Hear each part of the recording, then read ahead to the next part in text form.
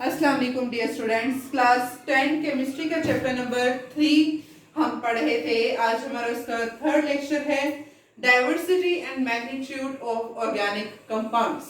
Organic compounds के हमने formulas को, स्ट्रक्चर्स को डिस्कस किया, क्लासिफिकेशन को। आज हम पढ़ने जा रहे हैं कि हम कह रहे हैं जैसे कि हर साल जो है वो थाउजेंड्स ऑफ ऑर्गेनिक कंपाउंड्स, नए ऑर्गेनिक कंपाउंड सिंथेसाइज होते हैं और अभी तक millions and trillions of organic compound synthesise हो चुके हैं, बन चुके हैं, एग्जिस्ट कर रहे हैं।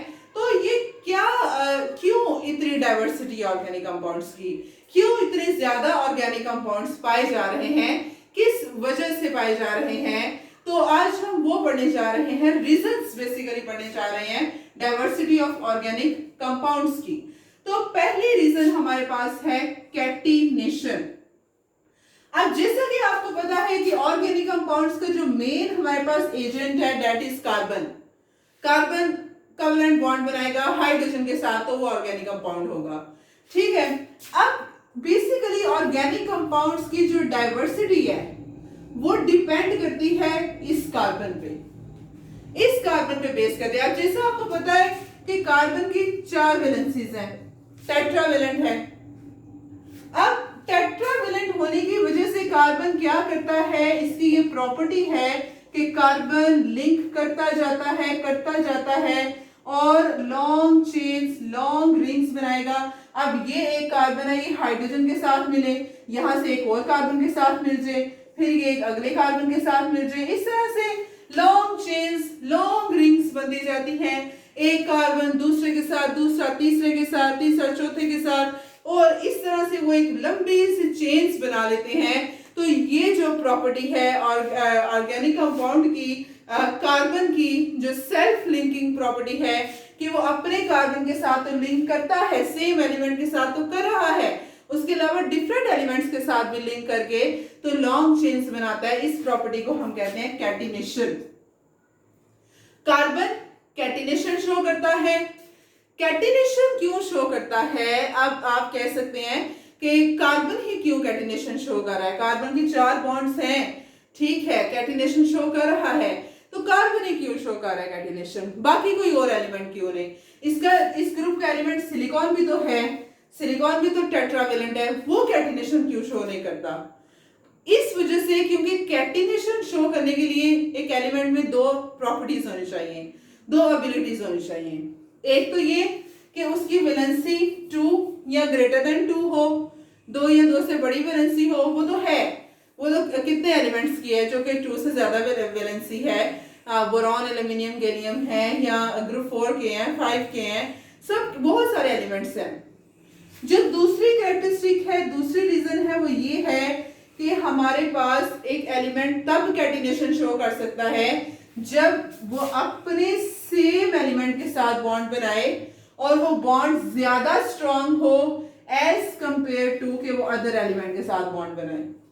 मतलब कि कार्बन के साथ जो बॉन्ड बना रहा है, it should be more stronger as compared to the bond formed between carbon and any other element, oxygen, hydrogen, nitrogen या कोई और एलिमेंट।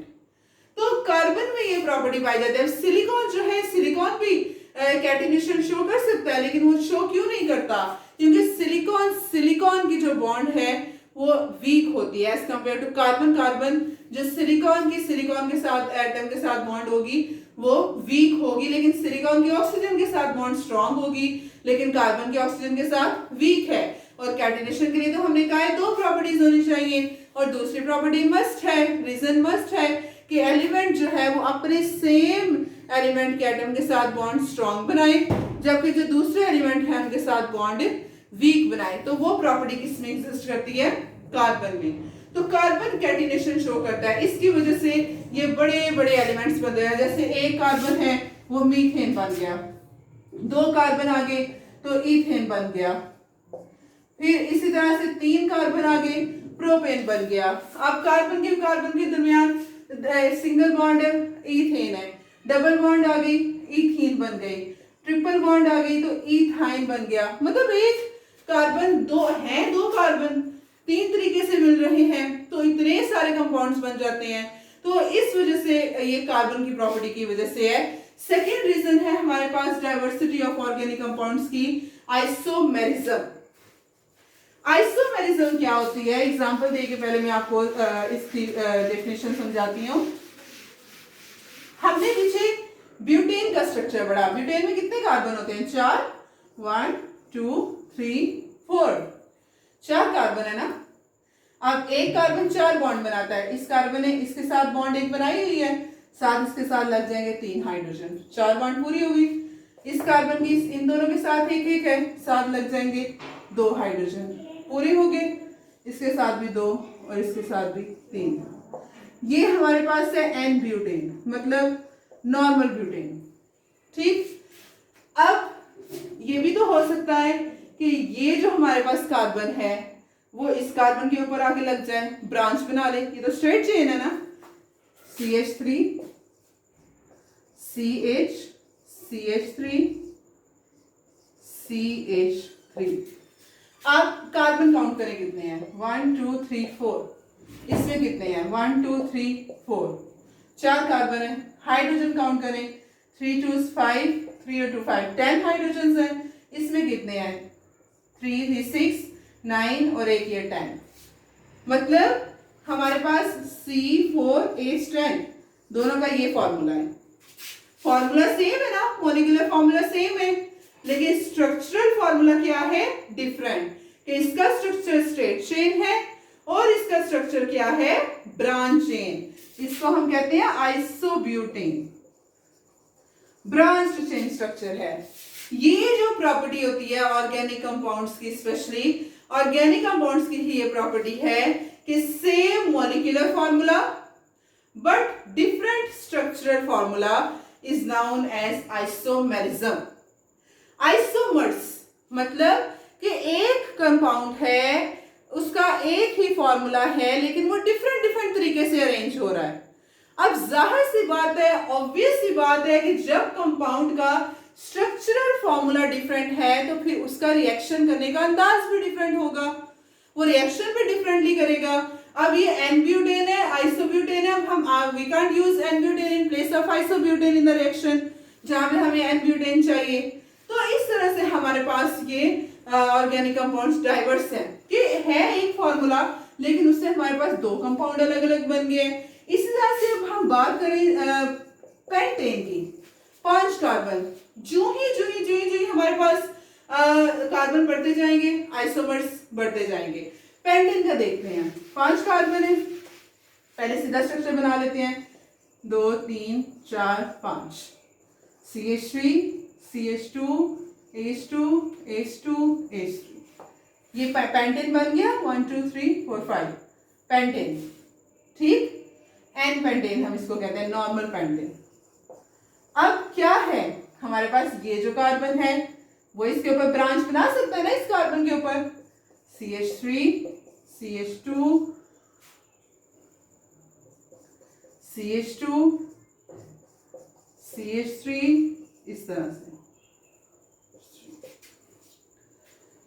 ये इसने बॉन्ड बना ली। ये हमारे पास बन गया आइसोपेंटेन, आइसोपेंटेन। अब ये जो कार्बन है ये भी इसके ऊपर आके लग सकता है, CH3 CH, ये वाला अब H रिमूव हो जाएगा क्योंकि एक और बॉन्ड आ गई है। नीचे CH3, ऊपर CH3, फिर यहाँ पे CH3। ये हमारे पास बना है neopentane. Now if we check कि कार्बन कितनी है, 5 ही कार्बन है, तीनों में 5 कार्बन है, इसमें भी इसमें भी इसमें भी।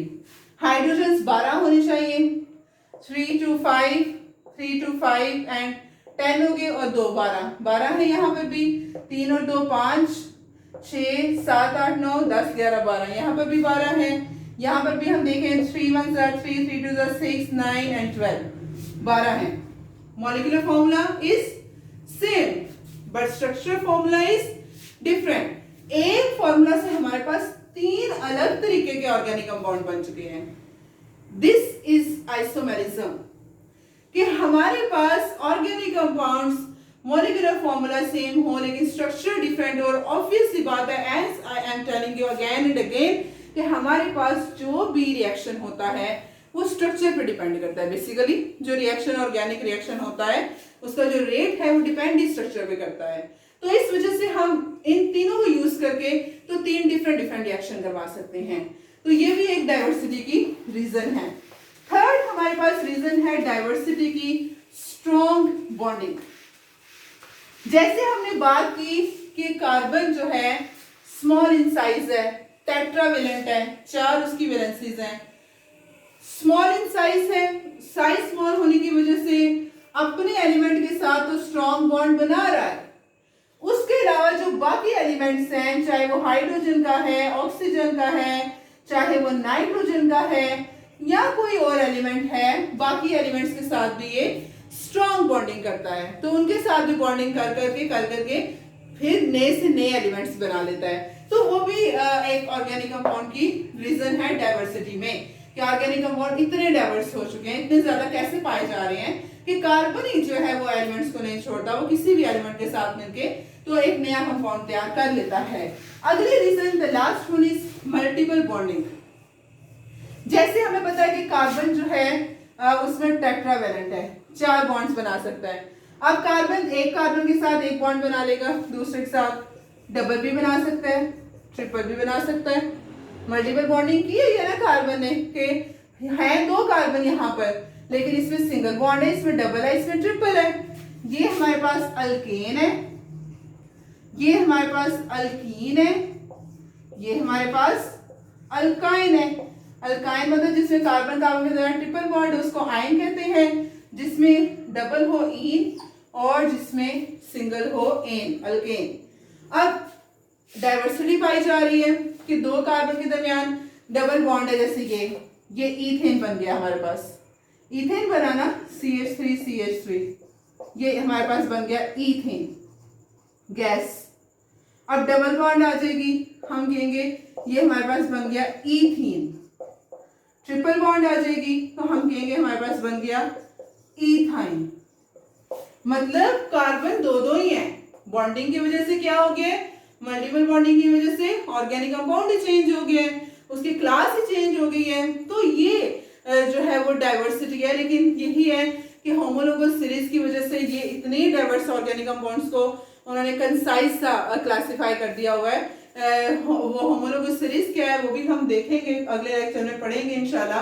तो इस तरह से ऑर्गेनिक कंपाउंड जो हैं, कार्बन अपने साथ तो कर रहा है मल्टीपल बॉन्डिंग, ऑक्सीजन के साथ डबल बॉन्डिंग कर रहा है, नाइट्रोजन के साथ ट्रिपल बॉन्डिंग कर रहा है। तो इस तरह से कार्बन की जो मल्टीपल बॉन्डिंग की एबिलिटी है, ये उसको बहुत सारे ऑर्गेनिक कंपाउंड्स नए से नए बनाए जा रहे हैं। तो नए से नए बनते जा रहे हैं और इस तरह से हाईली कंट्रोल्ड फिनोमिना होता है, बिकॉज ऑर्गेनिक कंपाउंड कार्बन किसी के साथ भी मिलकर कोई भी कंपाउंड बना सकता है। तो इस वजह से बहुत बी केयरफुल रहना पड़ता है, केयरफुल रहना पड़ता है जब भी ऑर्गेनिक कंपाउंड की सिंथेसिस होती है। तो that was all about the diversity and magnitude of organic compounds. Hope so आपको इसकी समझ आई है इन फैक्टर्स की, इन रीजंस की, कि क्या रीजंस हैं behind the diversity of organic compound. कल इंशाल्लाह हम प्रॉपर्टीज पढ़ेंगे ऑर्गेनिक कंपाउंड्स की। आज के लिए इतना ही। अस्सलाम वालेकुम, अल्लाह हाफिज।